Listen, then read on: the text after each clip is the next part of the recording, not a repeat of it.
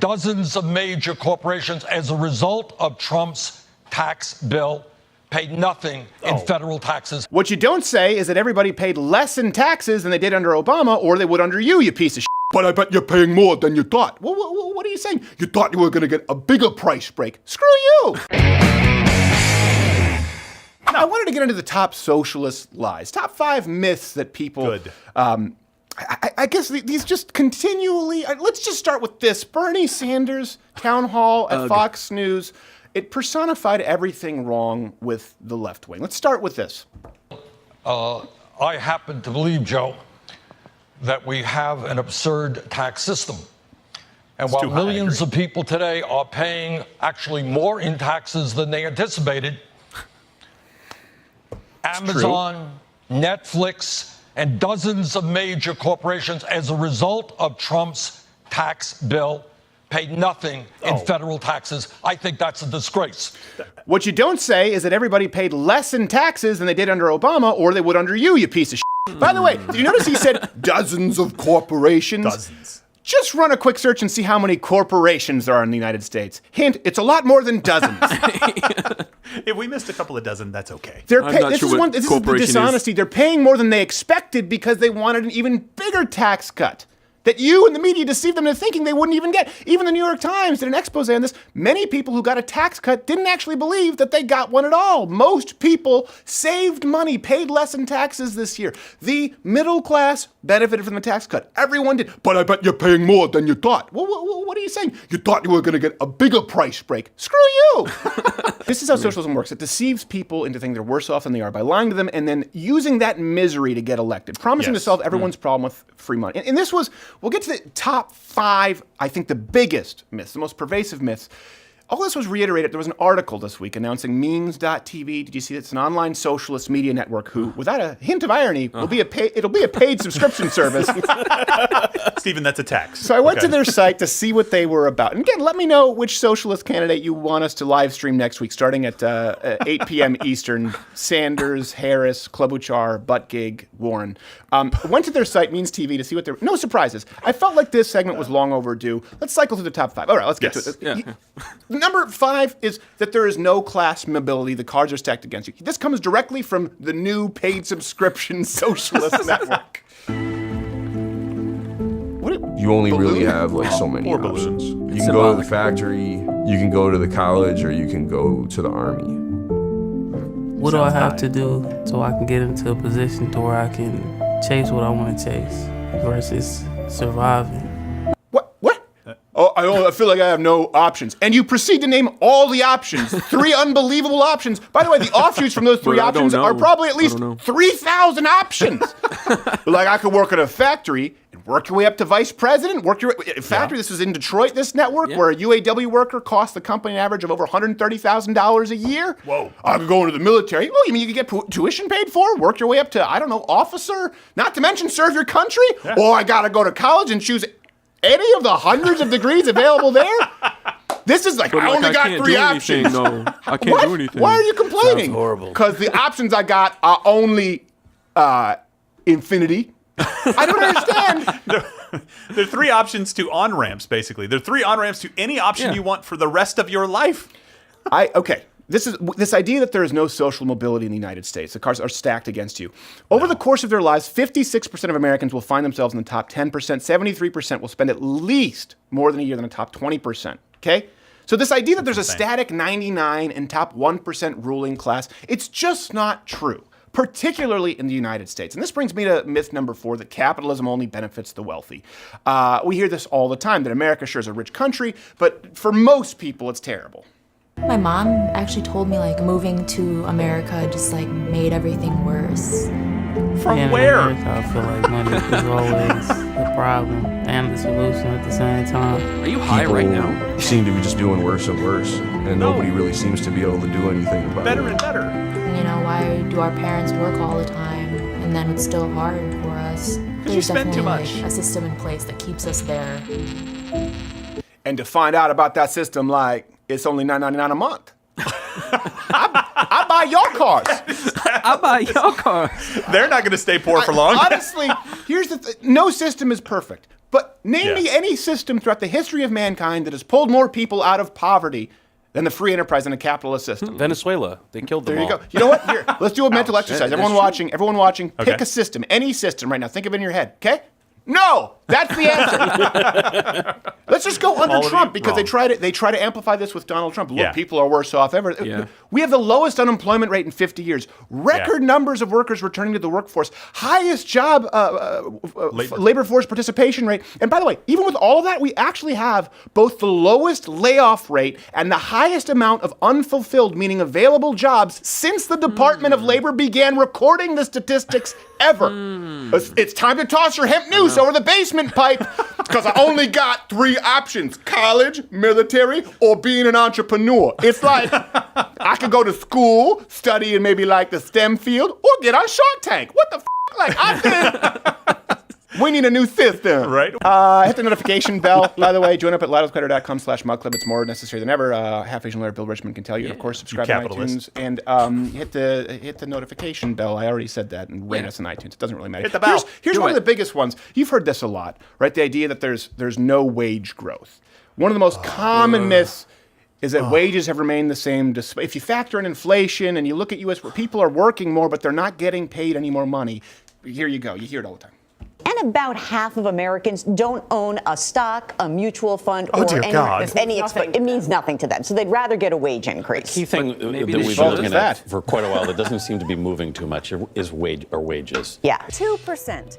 The trouble with 2% is 2% kind of just sucks. Wages growing at 2% is not enough to make anyone feel the job market boom. First off, I don't want to go ad hominem, but is her chin penciled on?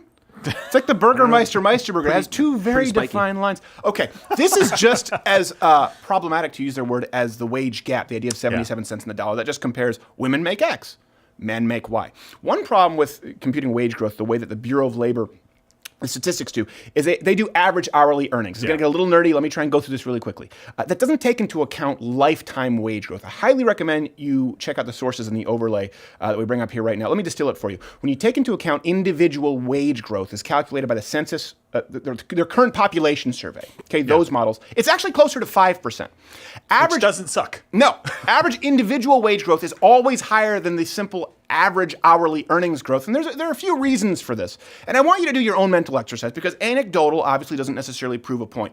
But the empirical data, I believe, will match up with your anecdotal experience. So anyone out there right now who's done a job or been in a career in the same field of work for more than 10 years watching right now, okay? I'd like you to comment below. If you have been doing the same job or working with the same company, same field of work for 10 years, I want you to do some math. Have you only seen a 2% wage growth?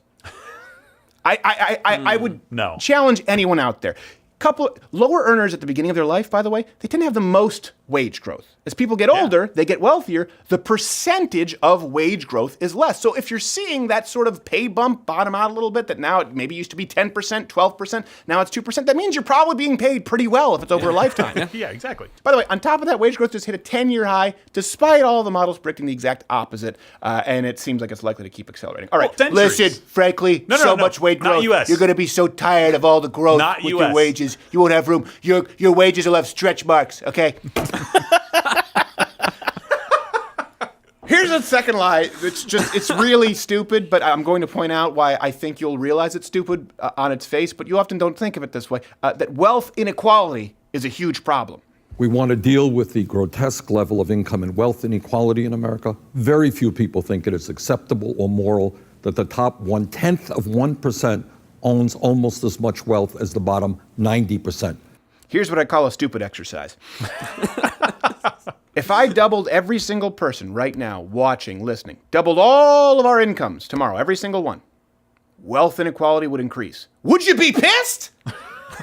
Would you prefer to live in a place like Cuba or Venezuela, where people make whopping $30 a month in Cuba? The problem isn't poverty. The problem is wealth inequality. And I know that there are some nations in between. I'm not saying your only choice is the United States or Cuba. Generally speaking, socialism simply socializes mediocrity, poverty. Matter of fact, every study that we have available shows there's no correlation between wealth inequality and the poverty rate. Usually as wealth inequality becomes big, as that gap becomes bigger, conditions of poor families have actually improved. And here's you know, it's not so much a lie that they push. Let me set this up with a fact. Socialism has never actually worked. Okay? Never. And they always try to claim that it's never been tried properly, or where it has been tried properly now, they've pivoted, and this is only the last 10 years, to the Scandinavian countries that they're all socialist. Here you go.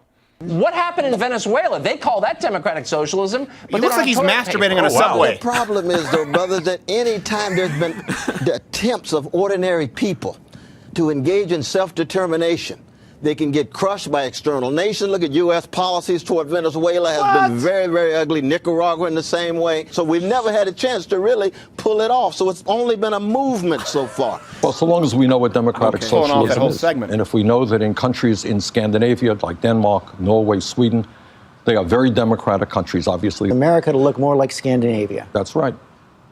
That's right. And what's wrong with that? Well, there's a lot wrong with that. First off, the snus. The snus? It's a snooze. Snooze? Snooze, if man. the tobacco goes up your nose. Oh, never mind. That's snuff. No, snuff goes in your lip. Snus goes up your nose. Snooze goes here, snuff goes here. I don't know anything about tobacco outside of cigars, which, by the way, ironically come from a lot of these crap-hole countries. They try Nicaragua. That's the one silver lining. They try to say Venezuela, a truly socialist, and, by the way, oil-rich country, kind of starting on base 3. Only failed because of U.S. policies? Truth is, Scandinavia, we did a whole segment on this, so I'm just going to sort of brush on this. Scandinavian countries, actually, they built up their wealth under free market economies, and right now they're actually moving much more toward free market capitalism, despite their incredibly small, homogenous populations, by the way. And keep in mind, their top corporate tax rates actually lower than the United States were under Obama. We're actually going their direction now, finally, for the first time. And something else that is remarkable to me, did you know that when Scandinavian people move to the United States, they have higher standards of living on average than those in the Scandinavian countries? In other words, Danes in the United States have it better than Danes in Denmark. Swedes in the United States have it better than Swedes in Sweden. Without the high suicide rate. Is there a super high suicide rate? I knew it was Japan. Suicide. Well, I know Japan, but I thought Norway. Norway, yes. That's just because of the weather, and they all have to watch Let the Right One In. Yeah, and by the way, how many times do they have to come on camera and say, Bernie, please stop pointing to us as socialists? Yeah. We're not socialists. They have a lot of, they have a social safety net, which, by the way, is why cars, for example, I think in Denmark, most people can't afford used cars. You can go to ladoscredit.com. Yeah. We wrote an article about this not long ago because the taxes are unbelievable. Yeah. There's a huge burden on the middle class. That being said, they built up their wealth under free market economies.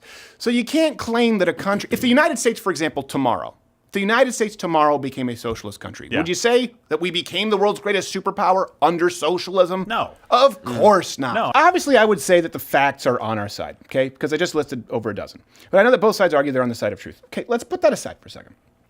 One thing that can't be denied is that even in theory, capitalist free enterprisers, the conservative worldview can only function if an individual feels empowered. And I know that Bernie bros are going to say that that's a lie because of the system, man. All right, I know. The fact is that the conservative message is predicated on the idea that individuals feel optimistic about their opportunities in future. Yeah. Socialists can only remain in power by convincing the entire population of hopelessness. Conservatives have to campaign on, hey, anyone can make it in America. You're good enough.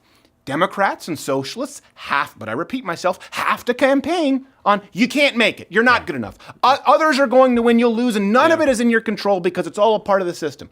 It is a selfish appeal, and certainly right now in the United States, it's not based on truth. Right now, in an economy with the lowest unemployment, highest job participation, least amount of firings, most amount of jobs available in decades, they're still selling you propaganda that you couldn't possibly make it without them. And I'll come out and say it. In 2019, only the weakest among you buy that lie.